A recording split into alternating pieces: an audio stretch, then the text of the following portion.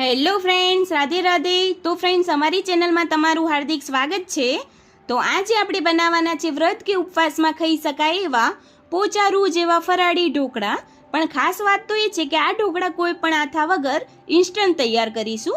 તો આ વિડીયોને અંત સુધી જરૂરથી જોજો. અને આ વિડીયો જોતા પહેલાં અમારી ચેનલ સબસ્ક્રાઈબ ના કરી હોય તો પ્લીઝ પહેલાં જ સબસ્ક્રાઈબ કરી લો.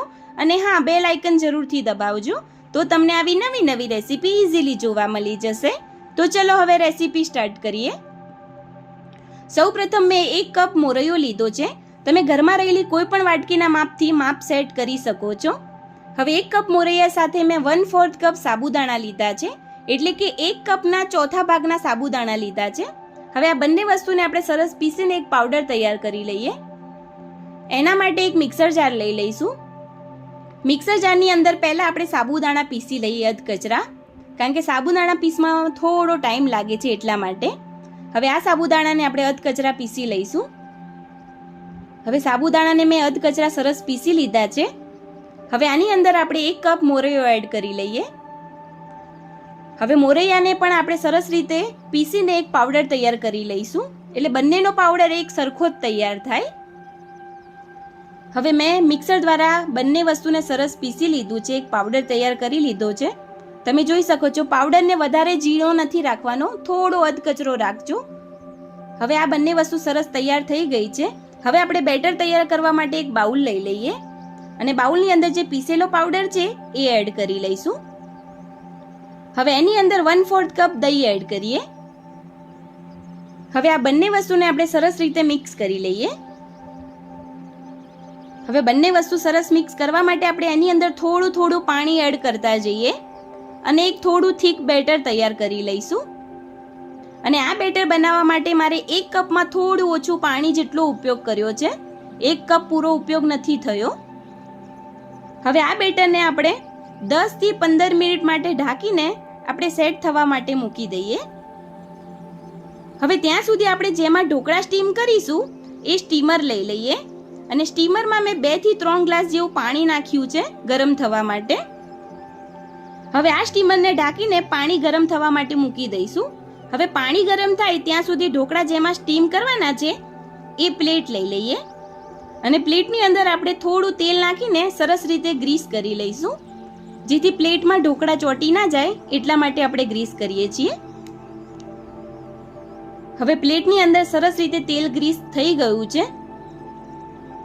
હવે 10 થી 15 મિનિટ જેવું થઈ ગયું છે, તો આપણું જે બેટર સેટ થવા માટે મૂક્યું હતું એ લઈ લઈએ અને ચેક કરી લઈએ કે આપણું જે બેટર પ્રોપર સેટ થયું છે કે નહીં. તો તમે જોઈ શકો છો કે આપણું બેટર કમ્પ્લીટ સેટ થઈ ગયું છે. અને બેટરની થિકનેસ આપણે વધારે પતલી નહીં ને વધારે જાડી નહીં, આવી જ રાખવાની છે, એનું ખાસ ધ્યાન રાખજો. હવે બેટરમાં સ્વાદના એકોર્ડિંગ મસાલા કરી લઈએ. સ્વાદના એકોર્ડિંગ ફરાળી મીઠું એડ કરીશું. 1 ચમચી આદુ મરચાંની પેસ્ટ એડ કરીએ. હવે 2 ચમચી તેલ એડ કરીશું. તેલ નાખવાથી ઢોકળા ઠંડા થયા પછી ખાવામાં ડૂચા ના વળે, એના માટે આપણે 2 ચમચી તેલ એડ કરવાનું છે. હવે સરસ મિક્સ કરી લઈએ. હવે આપણા ઢોકળા એકદમ સોફ્ટ અને સ્પોન્જી થાય એના માટે આપણે 1 ચમચી ઈનો એડ કરીશું. તમે ઈનોની જગ્યાએ બેકિંગ સોડા પણ નાખી શકો છો. હવે ઈનો એક્ટિવ થવા માટે 1 ચમચી પાણી નાખીને બેટરની અંદર સરસ રીતે મિક્સ કરી લઈએ. હવે બંને વસ્તુને આપણે સરસ મિક્સ કરી લઈશું. હવે તમે જોઈ શકો છો કે આપણું બેટર છે સરસ તૈયાર થઈ ગયું છે. હવે પ્લેટમાં આપણે જે બેટર નાખવાનું છે, જે ઢોકળા સ્ટીમ કરીશું એ પ્લેટ લઈ લઈએ અને પ્લેટની અંદર બેટરને એડ કરી લઈએ. હવે આવી રીતે આપણે 2 હાથની મદદથી બેટરને સેટ કરી લઈએ, જેથી બબલ એર હોય એ નીકળી જાય એના માટે. હવે ઉપરથી કાળા મરી પાવડર સ્પ્રિંકલ કરી લઈશું, જેથી ફ્લેવર ખૂબ જ સરસ આવશે. હવે આ પ્લેટને આપણે સ્ટીમ થવા માટે મૂકી દઈએ. હવે જે સ્ટીમરમાં પાણી મૂક્યું હતું એ સરસ રીતે આપણું ગરમ થઈ ગયું હશે. હવે જે પાણી છે સરસ ગરમ થઈ ગયું છે. હવે આ બેટરની પ્લેટને આપણે અંદર મૂકી દઈએ અને ઢાંકીને ગેસના ફાસ્ટ ફ્લેમ ઉપર 15 થી 18 મિનિટ માટે આપણે સ્ટીમ થવા માટે મૂકી દઈશું ઢોકળાને. હવે 15 થી 18 મિનિટ જેવું થઈ ગયું છે, તો હવે આપણે ચેક કરી લઈએ. હવે ચપ્પુની મદદથી ચેક કરીશું કે જે આપણા ઢોકળા છે એ સ્ટીમ થયા છે કે નહીં. તો આપણું જે ચપ્પુ છે સરસ ક્લીન બહાર આવ્યું છે, એટલે આપણા ઢોકળા સરસ રીતે સ્ટીમ થઈ ગયા છે. હવે આ પ્લેટને આપણે ઇઝીલી બહાર કાઢી લઈએ. હવે આ પ્લેટને થોડી વાર માટે ઢોકળા ઠંડા થાય ત્યાં સુધી આપણે એને મૂકી દઈશું. હવે જે આપણા ઢોકળા છે સરસ ઠંડા થઈ ગયા છે. હવે ઉપરથી આપણે થોડું તેલ લગાવી લઈએ ઢોકળા ઉપર, જેથી એની સાઇન સરસ આવે. હવે સરસ રીતે તેલ લગાવી દીધું છે. હવે આપણે મનગમતા ચપ્પુની મદદથી પીસ પાડી લઈશું. હવે આવી રીતે તમે મનગમતા શેપમાં ઢોકળાના પીસ પાડી શકો છો.